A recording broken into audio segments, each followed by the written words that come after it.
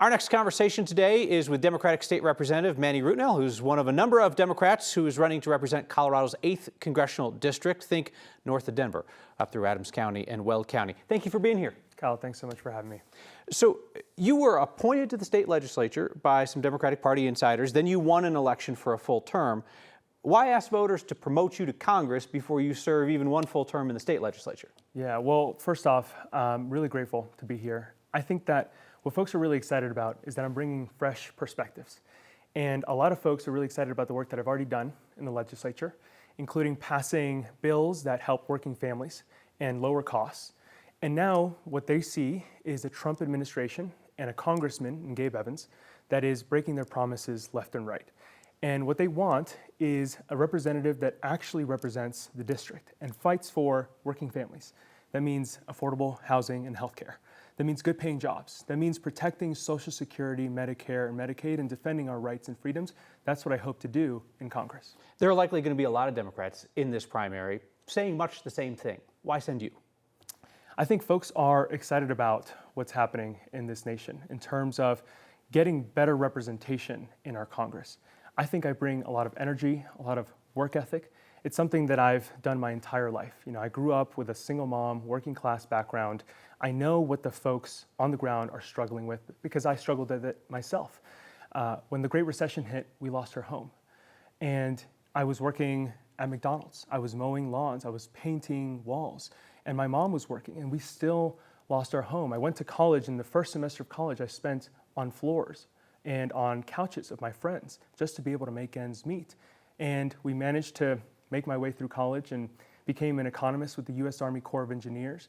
And then I got calls from law schools. And I told my mom, Mom, I just got into Yale. And she goes, you just got into jail? Because that's the sort of background I come from. And now I'm a state representative for the good people of Colorado, and I hope to represent them in Congress. So you have that lived experience. What do you say to Democrats who think that somebody going to Congress should have more legislative or leadership experience than you do? Well, I'll tell you that I've done a great job, I think, so far at the state legislative level. I've managed to pass over a dozen bills in the State House, including a bill that helped cut childhood poverty dramatically overnight. It shows me that poverty is a policy choice. And I think that reality is something that we need to grapple with, that we can just choose to work on behalf of working families and to focus on that. And I'll tell you, my mom's got this plaque on her wall, and it says, it's not the years in your life, it's the life in your years. And I've been able to have a lot of experience in just a short time on this planet. That involved, tutoring, that involved mowing lawns, painting walls, working at McDonald's. I've got this scar on my arm because I sold my plasma over 100 times just to make ends meet. I was a substitute teacher. I was an economist with the U.S. Army Corps of Engineers. I was an environmental attorney where my job was to take on corporations. This is something that I think I'm prepared to do, and I think folks are backing me because they understand that. You referenced your legislative record. Let's talk about this current session in the legislature. You were the prime sponsor on 4 bills this legislative session, and even with your party, the Democrats, in control of everything at the Capitol, only one of those bills became law. It related to food trucks. Are you an effective legislator? So I'll tell you that last session, I was able to pass over a dozen laws, including the expansion of the Earned Income Tax Credit, which was a massive fight. There are some really big forces out there and lobbyists and special interest groups that are pouring in hundreds of millions of dollars to prevent me and other legislators from being able to fight on behalf of working families. Now, I'll take big swings, and that means big results when it passes. And I've been able to work alongside not just my own party, but across party lines to get bills done, and I hope to do that in the Congress as well. So why is it that you were unable to convince your fellow Democrats to support 3/4 of your prime sponsor bills this session? So I'll tell you that I was able to get a bill related to food trucks to streamline the processes for food trucks so that folks can do the work that they do best, which is making delicious foods for folks across the state.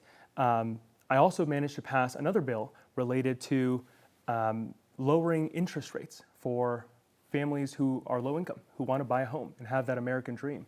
There are many other bills that I passed that I was a prime sponsor of.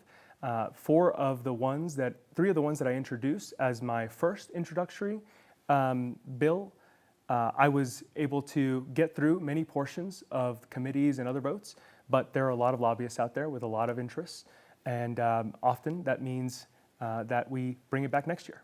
So one of those bills would have protected whistleblowers working in AI if their company did something illegal or if it was a public safety threat. That did not pass. And now Democratic Governor Jared Polis says he is open to an idea floated by Republicans in Washington that they would institute a 10-year moratorium on state regulation of AI and just let the feds handle it. Polis seems cool with that. Are you? I'm not. I think that states are laboratories of democracy. We have an opportunity here to set the stage for what it means to have artificial intelligence that works for people. Now, I passed a law last year that helped protect all sorts of different classes of people from workplace discrimination related to artificial intelligence. And this session, like you mentioned, I was in favor of, and I introduced a bill that would have protected workers when they saw something that was happening within their artificial intelligence labs that could have otherwise been destructive for our society and our economy. I think we have an opportunity here to set the stage on behalf of the people of Colorado to protect our residents and the broader country. What's wrong with the approach of saying AI is so important, so potentially beneficial, so potentially dangerous that there should simply be a federal standard for its regulation as opposed to the laboratory democracy approach, 50 states as you talk about? Well, I think what we have right now is an artificial intelligence revolution. And that could bring about a tremendous amount of prosperity, but it could also bring about a tremendous amount of harm. It's directly within the jurisdiction of states to protect its residents. And that's what I hope to do with the bills that I propose. Medicaid's going to be a big issue in this race right now. Republicans in Washington are queuing up cuts to Medicaid. They will position it that they are going after waste, fraud, and abuse. Do you have any hesitation about going after waste, fraud, and abuse in Medicaid? I have no hesitation with waste, fraud, and abuse, but that's not what this is about. This is about cutting Medicaid for some of the most vulnerable members of our society. I grew up on Medicaid, and what we see right now is an administration and congressman who's more interested in catering to the needs of the billionaire class. And they are proposing cuts to important programs like Medicaid, food stamps, and other important programs to give a tax break to some of the wealthiest people on the planet. It is absolutely unacceptable, and it's going to harm directly the people of this district. Well, tax cuts would also go to middle-income folks, too, but a ton of that money would obviously go to billionaires because they pay a ton of taxes. What do you think about the idea of work requirements for people on Medicaid who are physically able to work? I think what we need to do is to make sure we have an economy that works for all of us. We need to make sure that our most vulnerable neighbors have the resources that they need. When I talk to people up and down the district at town halls and when I'm knocking on doors, a top priority for them is healthcare access. They want to be able to provide for their children without having to do so at the expense of a medical procedure. And what we need to do is make sure that we give medical access to all the people who need it, especially our most vulnerable neighbors. Sure, that's all well and good, but my question was, do you support work requirements for people on Medicaid who are physically able to work? I think that we need to have a balanced approach, of course, with all of our expenses. But what we're seeing right now is an administration that is more hell-bent on cutting costs by gutting Medicaid programs that people so desperately need. They're not interested in cutting waste or fraud. They're interested in reducing the services that vulnerable people require to be able to pay for tax cuts to billionaires. What should voters read into your refusal to answer that question about whether or not there should be work requirements for Medicaid? Look, Kyle, I'm interested in looking at policies in a holistic fashion. I want to make sure that we use our tax dollars effectively and efficiently. And I also want to make sure that we defend and protect our most vulnerable neighbors, the folks who can't always work because they may have a disability. I'm interested in making sure that we have health care for all of us. And what the Trump administration and Gabe Evans are trying to do is to cut these programs so that they can give tax breaks to billionaires. So Republicans are kicking around the idea of reducing Medicaid funding to states if that particular state has opened up Medicaid rolls to people who are eligible by income but are in this country without authorization. Colorado is one of those states. We allow eligible pregnant women and children to be on Medicaid regardless of immigration status. Do you think that's the right approach, the one Colorado's taking? I think that we have a state that is interested in making sure that our vulnerable constituents and residents are protected. And I think that is the compassionate choice that a lot of folks believe in. You know, when I talk to folks across the district, they tell me that they want healthcare access for themselves, their family, and the most vulnerable neighbors. And what we have right now is a society that is more interested often in giving tax breaks to billionaires than giving health care to our most vulnerable residents. And that's unacceptable. So I think I heard a yes there, but I want to make sure that I'm not unclear on this. Do you support Colorado's current approach of allowing people in the country without authorization, if they're eligible for Medicaid, these pregnant women and children, to be on the rolls? Are you okay with that? Okay, thank you. One of your campaign's top pledges is to lower the cost of housing. You hear that from everybody. How specifically would you do it? I'll tell you that I've already worked on this at the state level, and I hope to bring some of those efforts at the federal level. One thing that I've done is to bring a bill that creates a fund for lowering the interest rates of low-income homeowners, for builders as well. And the other piece of this is that we need to make sure that our institutions are streamlining the process of building homes so that small businesses and builders are able to make the housing stock that we so desperately need. And instead, what we have is a Trump administration that is completely distracted with a trade war and raising costs on all products, including groceries and housing supplies. And that's unacceptable. I'm interested in lowering housing by making sure that we have the affordable housing stock that we desperately need. How would you fund that program to subsidize the interest rates for lower income homeowners? I'll tell you what we did here at the state level, and that's that we leveraged the Treasury Department to create those loans and give them to CHFA, which is a housing authority here in Colorado, so that they're able to give those loans in low interest forms to the lowest income folks in this state and buyers, or builders rather, that are producing homes for low income housing options. At the federal level, I think we have a much higher opportunity to both streamline regulations across states and across jurisdictions and to leverage our tax base, a much larger tax base in Colorado, to be able to provide those subsidies directly to those home buyers. Obviously, local control comes into play when you talk about Colorado. You talk about streamlining regulations.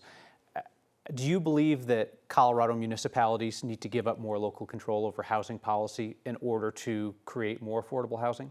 I think what we're seeing is an issue where there's a lack of coordination among localities. And that creates all sorts of bottlenecks and red tape for builders. And so what I'm interested in doing is making sure that we've got a streamlined process. And that may involve putting in guardrails while removing unnecessary restrictions at the local level.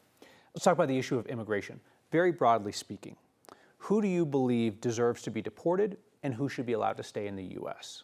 So I'll tell you that I'm the son of a single mom, immigrant background. And what I see when I go up and down this district at town halls, by the way, that Congressman Gabe Evans refuses to take, is that folks are interested in a compassionate system of immigration with a pathway to citizenship. And what I think we're seeing right now with the rhetoric with the Trump administration and with Congressman Gabe Evans is they're looking to scapegoat and villainize all sorts of immigrants. But the immigrants that I know are often extremely hardworking members who just want to contribute to their society and be friendly to their neighbors. And I think that ripping families apart, especially without due process, is absolutely unacceptable. Who should be deported? I think that there is some common ground here among the vast majority of folks that if you are a violent criminal that wants to do a significant amount of harm to our community, that you should receive the due process and should therefore not have the right to an unlimited stay in America. Okay. And was there a qualifier on violent criminal? Because it sounded like you said violent criminal who then wants to do harm. Or is it simply, if you've been convicted of a violent crime, you should be deported? Folks who are hardworking and want to contribute to their communities and live that American dream should have a pathway to citizenship. The folks that want to do violent crimes in America should not. You voted to further restrict cooperation with immigration agents in Colorado. The bill this year was to force them to get warrants to go into schools, hospitals, sensitive spaces like that. How does restricting that cooperation between local government officials, including law enforcement, and immigration agents benefit the community? I'll tell you what the folks in law enforcement are telling me. They're telling me that safety should be our top priority. And they're also telling me that if they were to be involved in the enforcement of our immigration laws, that safety would be worsened.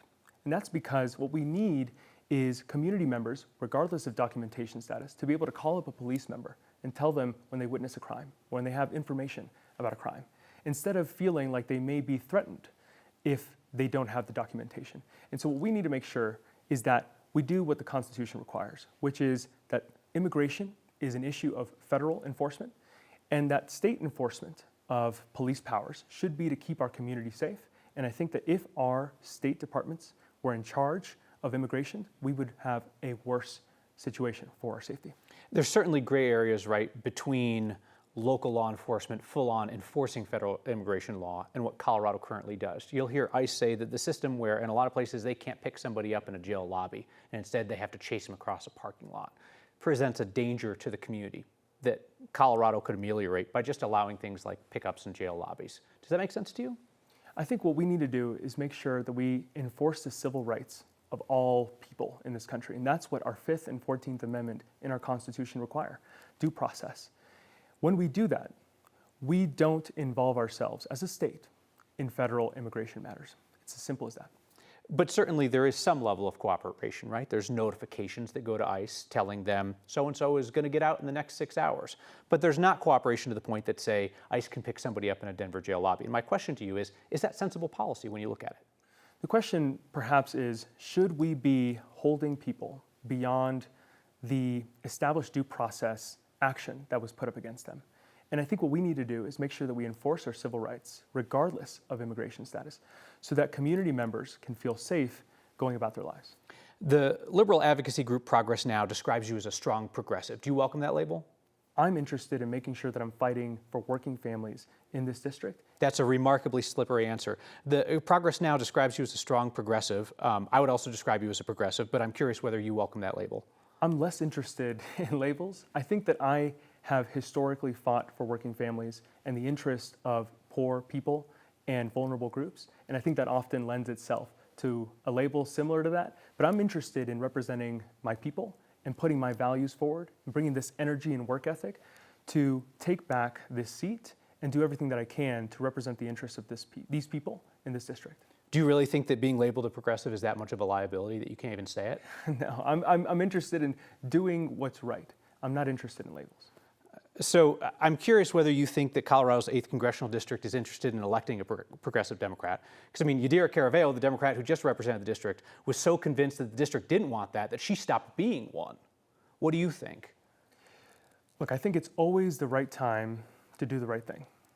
I'm interested in making promises to the people of this district that I will fight for them and that I will do what's right for them. And of course, that means learning along the way. That means showing up to town halls, listening to folks, figuring out what their interests are, and then fighting with everything that I've got to make sure that I do what's right for them. Can I ask you about how you view the idea of representation? Because when former Congresswoman Caraveo was here recently, she said that her goal in Congress was to vote the district's values even when they conflicted with her own personal values. Is that the approach that you would take? Look, I think it's always the right time to do the right thing. And when folks elect you, they expect you to use your values and listen to folks and incorporate the depths of policy when you're making decisions on behalf of the district. I'm interested in doing what I think is absolutely best for the people of this district and not causing harm unnecessarily. Given this is a relatively new district, right? One Democrat is represented, one Republican is represented, and the Democrat who represented this district, Ms. Caraveo, underwent a pretty significant political metamorphosis from her time in the State House to her time in Congress. Should voters expect you to vote on the issues consistently from the State House to Congress if elected, or would you significantly change your policy positions based on that district? Look, I'll tell you that at the State House, I represent about 80,000 people. Different group of people, right? Different group of people, different interests. I'm interested in doing what's best for the people of this district, and that may involve listening to a much wider set of people, constituents, groups, to make sure that I best represent their interests. But are they going to elect one Manny Rutinel and get a different one if you get in? No, they should expect me to have my values and maintain them, and of course, listen to them so that I can incorporate that in my decision-making process. There's likely to be a number of Democrats in this primary when it's all said and done. You got in very early. Congresswoman Caraveo jumped into the race looking for a rematch after that. Following that, the Colorado Sun reported that she's mistreated and abused her staff, that when staff asked for a safety plan to keep them and her safe after she repeatedly tried to kill herself, that they were told to get in line or resign. If those allegations of staff abuse are true, are they disqualifying?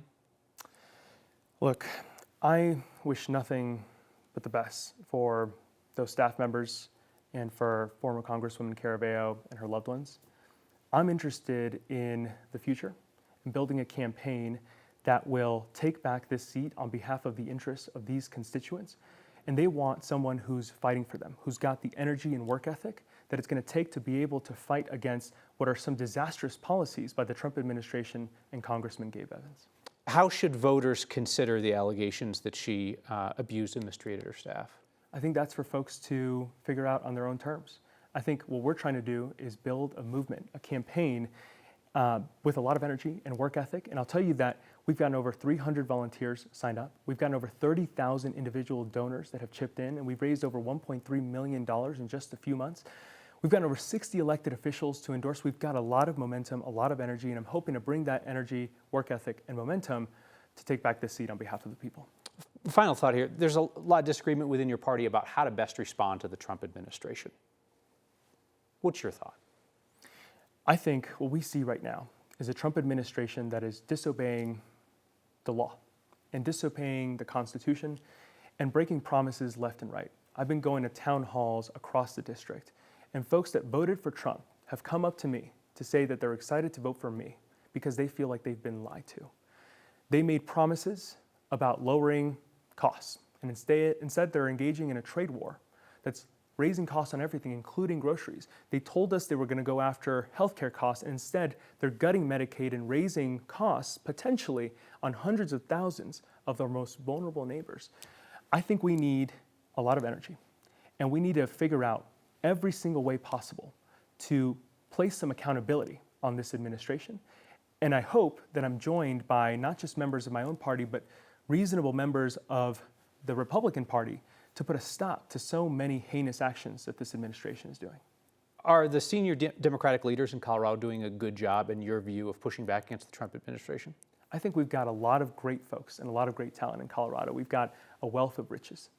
And I think what they're trying to do is figure out how can we put up a unified front to take on the Trump administration. And I think they're trying to figure out every single way. But the reality is that unless we win an election, especially an election like mine, which will determine the control of the House, our options are more limited. But I think what we're trying to do is use up every option possible to leverage against an administration that is doing an enormous amount of harm. I'm going to ask you again, because when Democrats reach out to me, it's the number one thing that I hear from Democrats, which is that they feel like the approach taken by many senior Democrats in Colorado and elsewhere is not effective in taking on the Trump administration. Do you believe that Colorado's senior Democrats are being effective in taking on the Trump administration? I think what we need to do is put up an accountability against the Trump administration. You know, Colorado and so many of our... I'm going to ask a third time just for the hell of it. Do you think that Colorado's senior Democrats are taking an effective approach in opposing the Trump administration? What I hope is that we do as much as possible. Now, I'm not in Congress, and so I don't know the specific rules that may be leveraged. I think I've been inspired, like so many folks in Colorado and across the country, by some actions by folks like Senator Cory Booker, who stood up and spoke for over 24 hours to lay out what's been happening with the Trump administration. And I think that sort of leadership is something that a lot of folks are yearning for right now. And I hope to bring my energy, work ethic, and momentum to take on the Trump administration once I'm a member of Congress. Manny Rutinel, I really appreciate your time. Thank you so much for stopping by after a busy legislative session. Thanks so much for having me, Kyle. Really appreciate it.